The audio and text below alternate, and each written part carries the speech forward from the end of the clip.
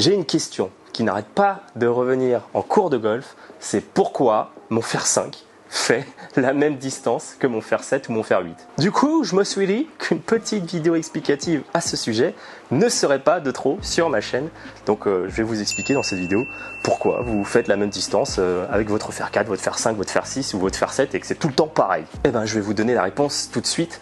Pour ceux qui n'auraient pas envie de perdre leur temps, et ben c'est à cause principalement de votre vitesse de swing. Donc voilà, sur ces explications, je vous souhaite une très bonne journée. Et pour ceux qui voudraient rester à voir les explications, je suis navré de vous dire que pour 90% des personnes qui regardent cette vidéo, votre fer 5, vous pouvez le prendre, voyez, vous le prenez comme ça.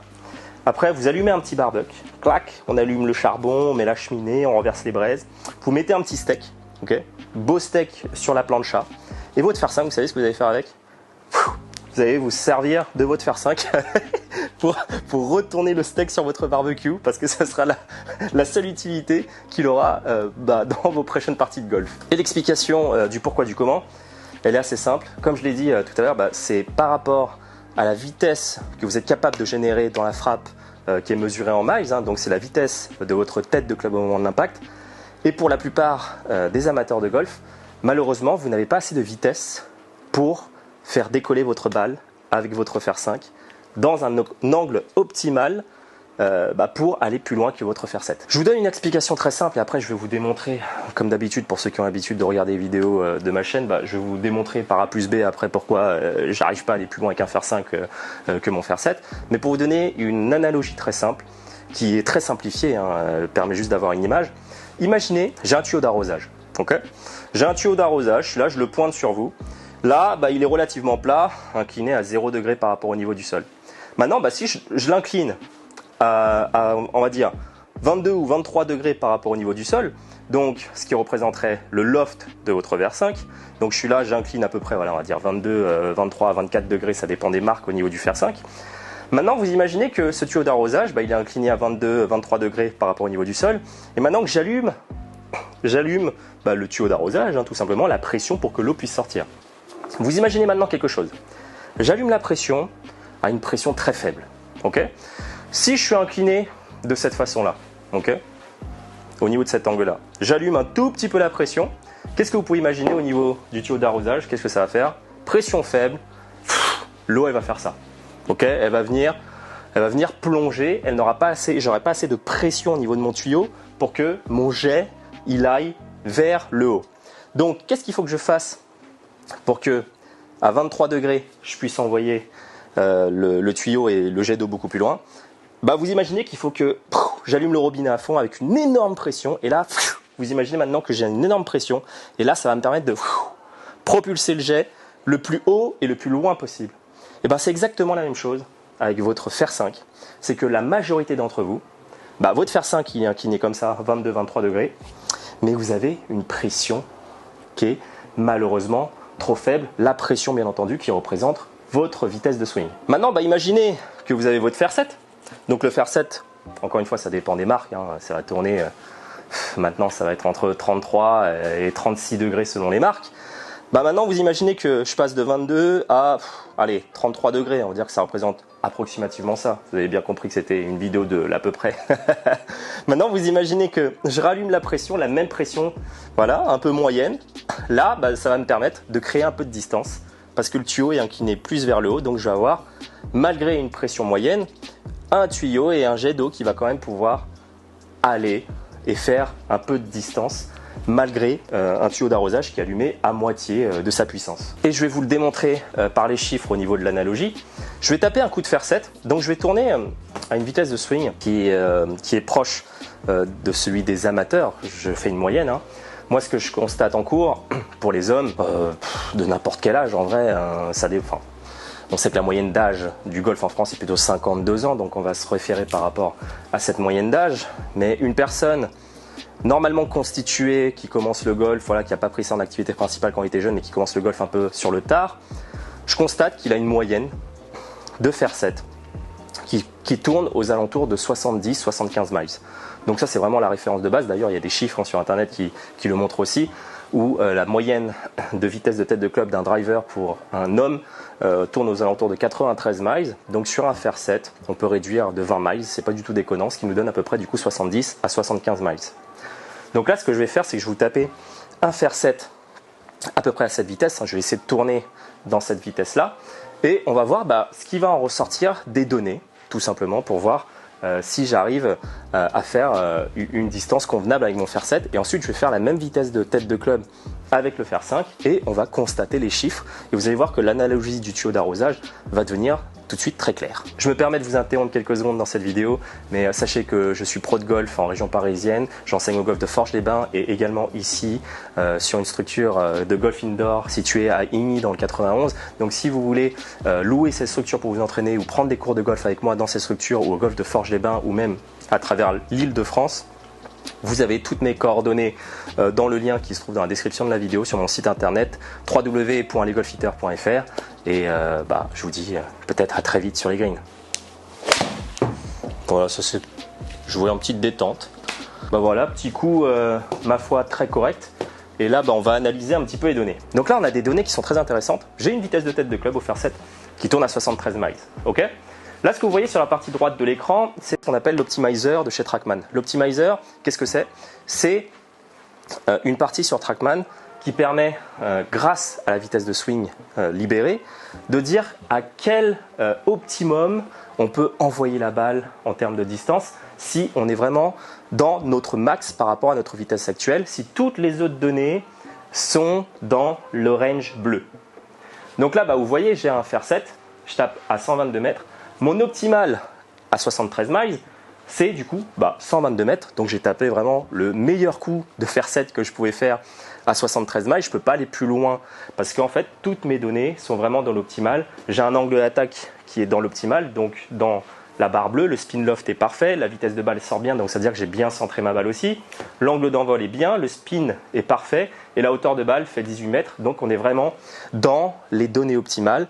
Si je tape à 73 mètres, je ne peux pas aller plus loin parce que c'est physique. Si on n'a pas assez de vitesse, on ne peut pas envoyer la balle plus loin à partir d'un moment si toutes mes autres données sont optimales. Donc voilà, 122 mètres, ce qui est plutôt une distance honorable d'ailleurs pour un fer 7. Pour la plupart des gens, si vous êtes capable de taper fer 7 à 122 mètres, généralement, il y en a quand même pas mal qui sont capables de faire ça. Donc c'est plutôt une très bonne moyenne. Mais c'est vraiment pour vous expliquer, voilà, 73 miles, je suis dans l'optimum, 122 mètres, c'est vraiment le max. Maintenant, ce que je vais faire, c'est que je vais taper un coup de fer 5 et je vais approximativement garder la même vitesse. Elle risque d'être peut-être un petit peu plus élevée parce que le fer 5 étant un peu plus long, donc j'ai un peu plus d'effet de levier qui va me permettre de générer un poil de plus de vitesse. Et on va voir ce qui se passe en termes de portée de balle aussi en fonction de cette vitesse de swing que je viens d'établir. Ça ira bien ça. Voilà. On n'est pas mal non plus, mais là on a gagné 5 ou 6 mètres par rapport au fer 7. Donc là il y a un petit souci. Donc là données encore une fois super intéressantes. Donc là je viens de taper petit coup de fer 5, 73,2, donc j'ai gagné 0,2 miles, ça représente pas grand chose. Normalement on est censé gagner un petit peu plus. Mais ce qu'on peut observer en termes de données, vous voyez encore avec l'optimizer de chez Trackman, c'est que, encore une fois, par rapport à ma vitesse de swing, donc 73 miles, même si effectivement, normalement, je suis censé aller un peu plus haut en termes de vitesse, peut-être j'aurais dû gagner 2 ou 3 miles par rapport à mon fer 7, mais j'ai essayé de faire de mon mieux, excusez-moi. Mais vous voyez que à cette vitesse de swing, si j'ai la même vitesse de swing que mon fer 7, malheureusement, on est un petit peu bloqué par l'optimizer parce que du coup, ma portée optimale serait de 128 mètres. Même si j'avais fait 75 miles ou 76 miles, j'aurais peut-être gagné 3-4 mètres en plus. Mais là, effectivement, on se rend compte que finalement, mon fer 7, j'ai un optimum à 122 mètres. Et là, avec mon fer 5, j'ai un optimum à 128. J'ai que 6 mètres d'écart par rapport à mon fer 7. Et pourquoi j'ai cet écart? Parce que malheureusement, ma vitesse de swing est similaire entre mon fer 5 et mon fer 7. Et on reprend l'idée du tuyau d'arrosage. Maintenant que je crée la même vitesse, j'ai toujours une pression, on va dire, qui est moyenne, on va dire à 73 miles. Mais si je suis à 30-35 degrés, on va dire, pour un fer 7, ça va, j'arrive à faire décoller la balle dans l'angle optimal.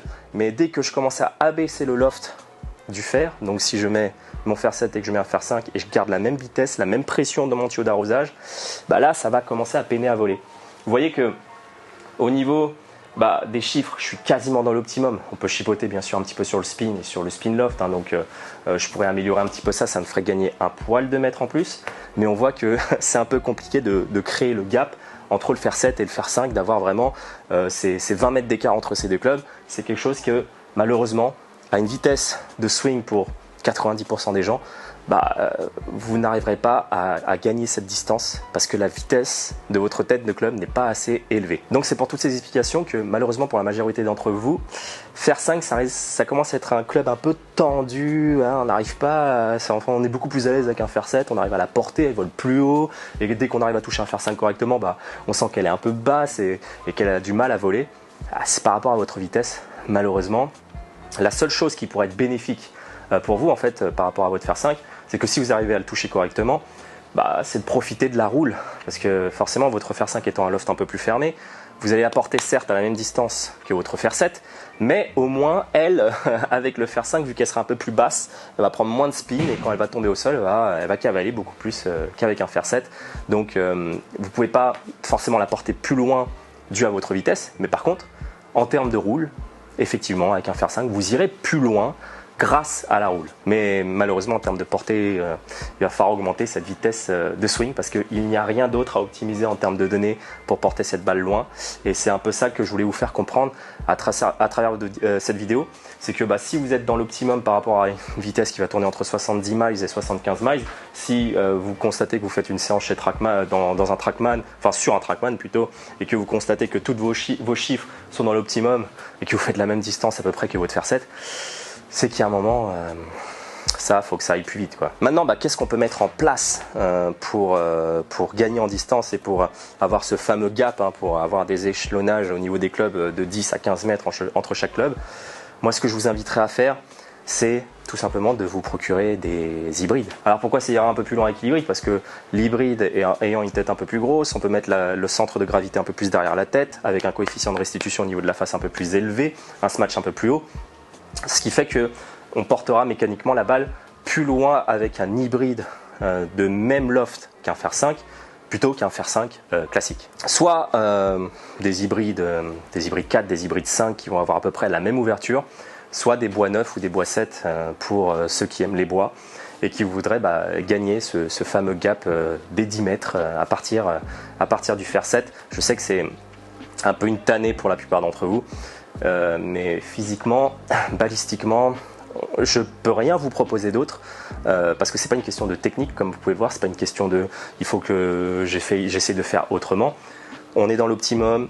À partir d'un moment, c'est physique. Si on n'a pas assez de vitesse, on ne peut pas la porter plus loin.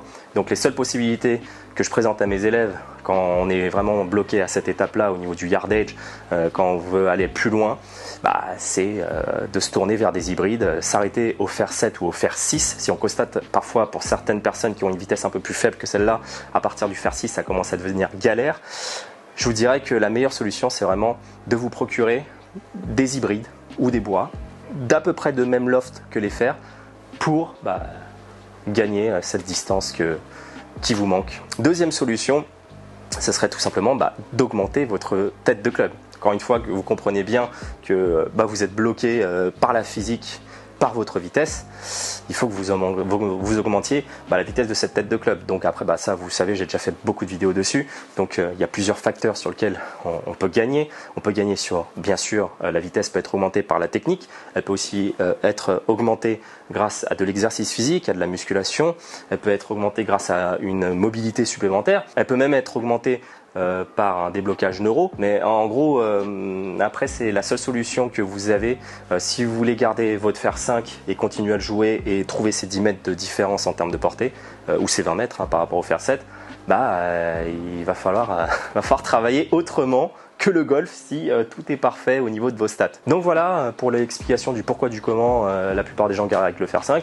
C'est pour ces raisons. C'est principalement lié à votre vitesse de tête de club. Donc ne cherchez pas autre chose. Si, il y a peut-être une autre explication qui peut être donnée. C'est peut-être que tout simplement, vu que les nouvelles séries sur le marché prônent des lofts de plus en plus fermés, Les fer 5, j'ai même vu des fer 5 quasiment à 21-20 degrés qui représentent des lofts de fer 3 de l'époque. Donc la course au loft commençait à baisser le club, donc les clubs deviennent de plus en plus injouables pour la majorité des gens. Donc peut-être que votre fer 5 a un loft de fer 3. Qui sait. Moi je vous invite à faire vérifier vos lofts pour savoir si c'est en cohérence avec ce que vous pourrez produire. Mais si vous constatez que votre fer 5 il commence à faire 21, entre 22 et 20 degrés, bah, là c'est quasiment injouable pour la plupart des gens, mis à part grosse vitesse de swing. Mais ça peut être une autre explication. Si vous avez un loft de fer 5 qui sera un peu plus élevé, ça sera forcément plus facile pour lever votre balle avec cette vitesse de swing. Donc bref, je m'étends pas plus que ça, je pense que j'ai assez parlé et je pense que vous avez compris de toute manière les points forts de cette vidéo.